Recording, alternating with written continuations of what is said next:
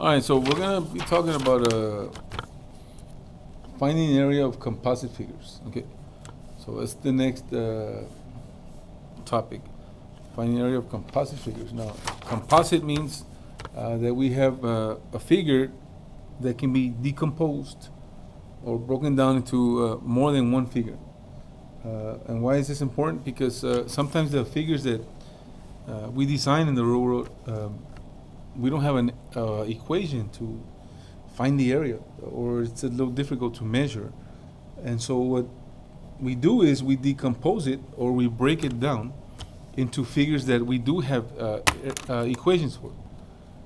For example, the first one they're given to you is, it says the figure shown is composed of a right triangle and a parallelogram.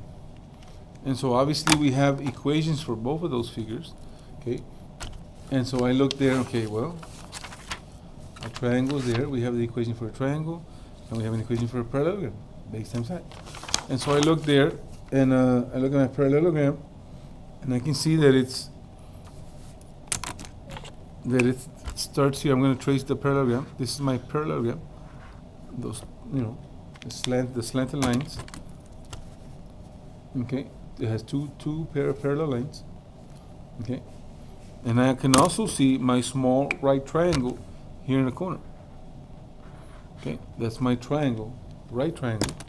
And so I know if it's a right triangle, that means this is 90 degrees here. That's what it's telling me. Now I know to find a triangle, I need to use the area of the formula, because it says what is the area of the figure, or this is the whole figure. Well, if I decompose it, to find the area of a triangle, it's base times height divided by 2. And so I look there, okay, well, this must be the base and height, because they touch each other at the right angle, because it says it's a right angle. So they touch each other here, and so it's 3.2 times 0.5 divided by 2. And so I'm going to multiply 3.2 times 0.5. 5 times 2 is 10, 5 times 3 is 15, plus 1 is 16. Two numbers to the right of the decimal, 1, 2. So we get 1.6 divided by 2. Okay, so this was 1.6 when I multiply them. Now I'm going to divide by 2. So 1.6 divided by 2. Obviously you can see that a 2 does not go into 1. So that's a 0. And 2 goes into 16 8 times. Okay, and so that's 0. The denominator is 0. I'm sorry, the remainder is 0, not denominator. The remainder is 0. And so now we get the area for the triangle, for the small right triangle, is 0.8 square meters. Okay, now that's just the area for the small triangle. They want the area of the figure. In other words, everything, the parallelogram and the right triangle. So now I got to find the area of the parallelogram. Now, if I look at the parallelogram, obviously these two are not going to be a base and a height, because that's not a right angle. But this line here, the base of the triangle, well, if I make a line, look at this line here. I know that line, this line is parallel to that guy. And by rule, since it's parallel, that means that this one is 3.2. And I can also see that they do touch at a right angle. So that means that's what I'm going to use for my base and height. And so, and in the parallelogram, it's just base times height, which is just 4 times 3.2, which will give me a 12.8 square meters. Okay, 3.2 times 4. 4 times 2 is 8. 4 times 3 is 12. So as you can see, it does 12.8 square meters. So now I have the area of the parallelogram and the area of the right triangle. And what I'm going to do is I'm going to add these two areas together to find out the area of the figure. And so I got to line up my decimals. 12.8, and then this is 0.8. If you want to put a 0 there, that's fine. You add them together. 8 plus 8 is 16. Carry the 1. 2 plus 1 is 3. And then 1 plus 0 is 1. So it's 13.6 square meters. okay, which is right there. Okay. Okay, number 2 there.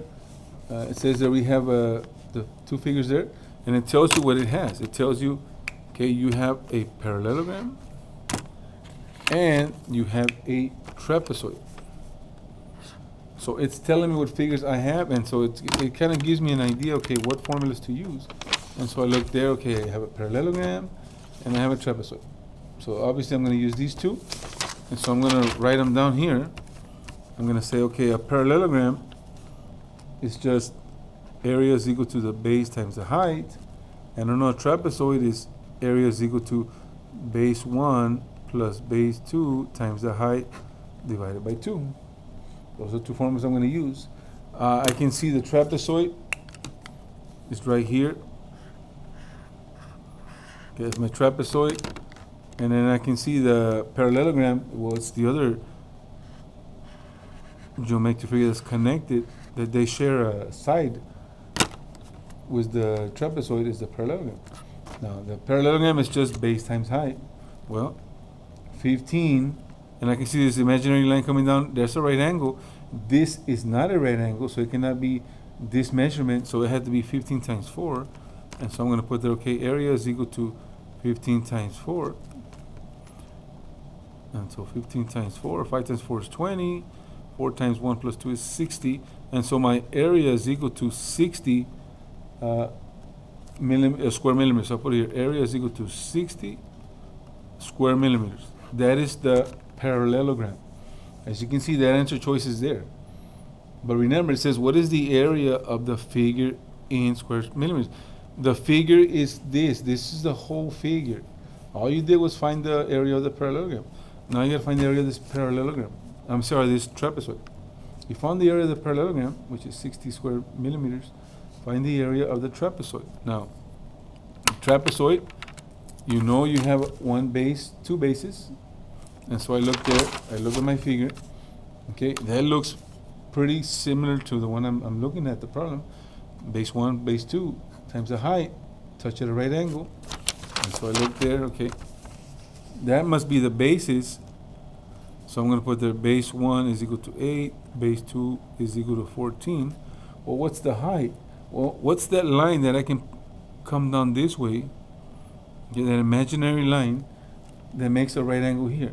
Well, as you can see, it is 4. Because these guys are parallel. They're parallel lines. So parallel lines are, well, they're the same. They're never going to touch each other. And since this is 4, well, this one is also 4. They're congruent. And so this is 4. And so then my height is equal to 4. And so now I'm going to use this in my equation. Base 1 plus base 2 times the height divided by 2. I have my numbers that I'm going to substitute in there.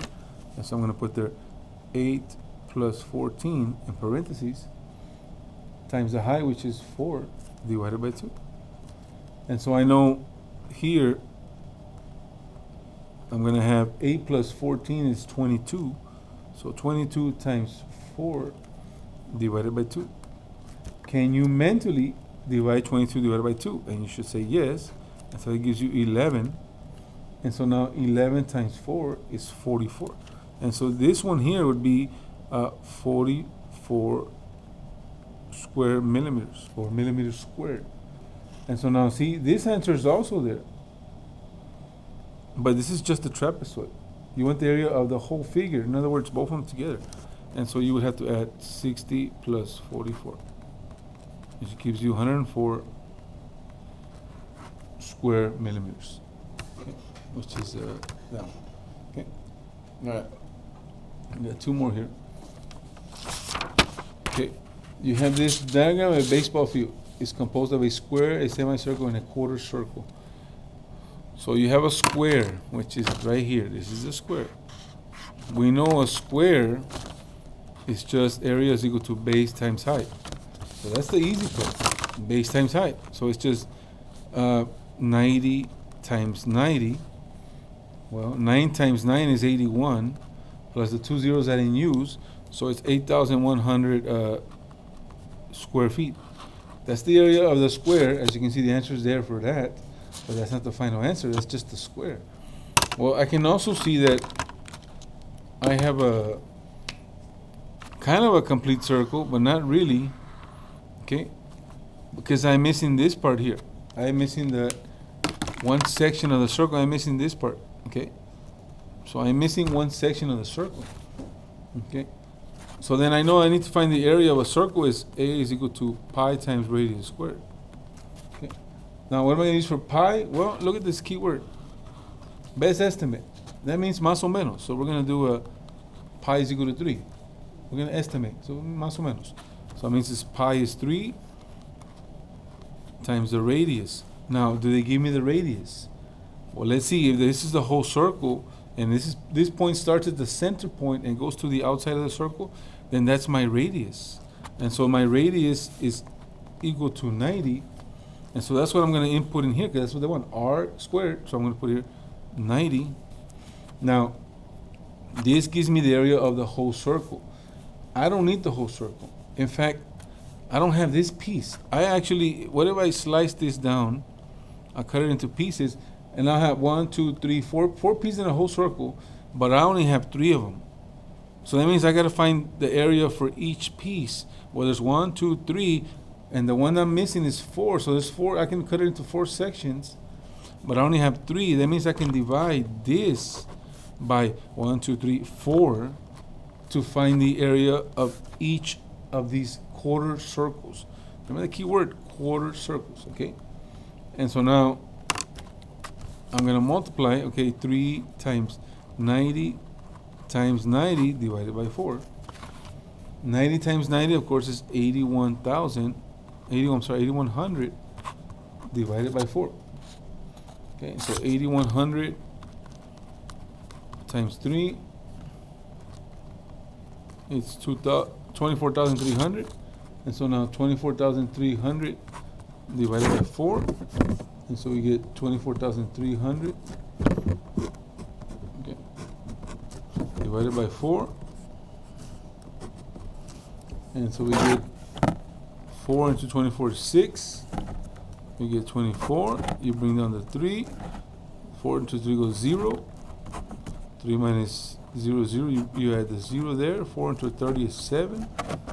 It's 28. That's 2. You bring down the 0 again. 4 into 20 is 5.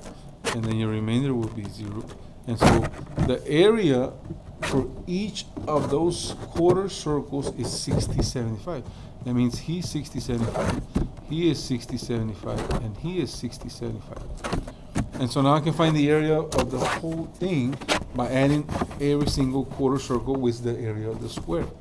So 60, 75 plus 60, 75 plus 60, 75 plus 8100 gives me 5, 10, 15. 7 plus 7 plus 7, 14 plus is 21, and plus 1 is 22. 2 plus 1 is 3, and then 6 plus 6 plus 6 is 18. 18 plus 8 is what? 26. 26,325. And since I did a best estimate, I used pi as 3. That means I'm not going to get the exact answer, but I know that's really close to that. Okay, and that would be my answer. C. Okay, one more. Okay. We have an ice cream shop that has a sign in the shape of an ice cream cone. The sign is made using a semicircle and a triangle. Okay. So obviously you have the triangle there. I'll trace it. Okay, it's the triangle, and of course the semicircle is this one here. Okay. So semicircle and a triangle. To find the area of a triangle, its area is equal to base times height divided by 2. Semicircle, okay, if you didn't see the other video, a semicircle is just half of a circle. So then this gives you the area of a whole circle. That means I would include this missing part that's there. But I don't want the whole circle. I want a semicircle. I want half, so I will divide by 2. Okay. Now this line goes from one end to the other side, and it touches the center point. So that means that if it goes all the way across, they don't give me the radius. They actually give me the diameter. I don't need the diameter. I need the radius. And I know the radius is half of that, so that's 3. And then what am I going to use for pi, for this symbol? Well, it says there best estimate. So we're going to do a más o menos with the pi, and so we're going to put pi is equal to 3. And so we're going to substitute now. This one goes 3 times the radius. That's what I'm going to put there. So 3 squared divided by 2. So I know 3, what's 3 squared? Not 3 times 2. This means 3 times 3 times 3. 3 times 3 is 9. 9 times 3 is 27. So then we have 27 divided by 2. Okay. Half of 26 is 13. Half of 28 is 14. So this must be right in the middle. And so the area is 13.5. So I'll put it over here. So it's 13.5 square inches. That's the area of the semicircle.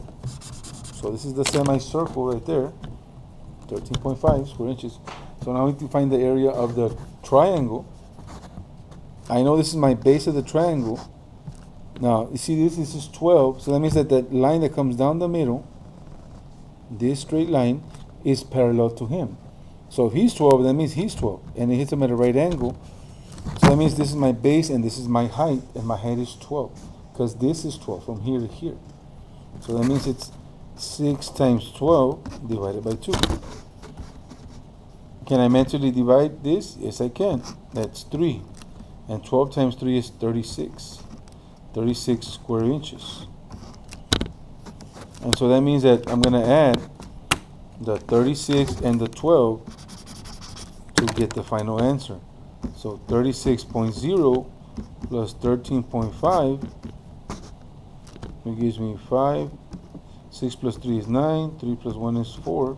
So I get 49 square units. And then I know my answer is not going to be exactly here because I used the best estimate. I used pi as 3. And so that means that the best one would be 50 square inches. So hopefully this has helped you a little bit. Have a nice one. Bye-bye.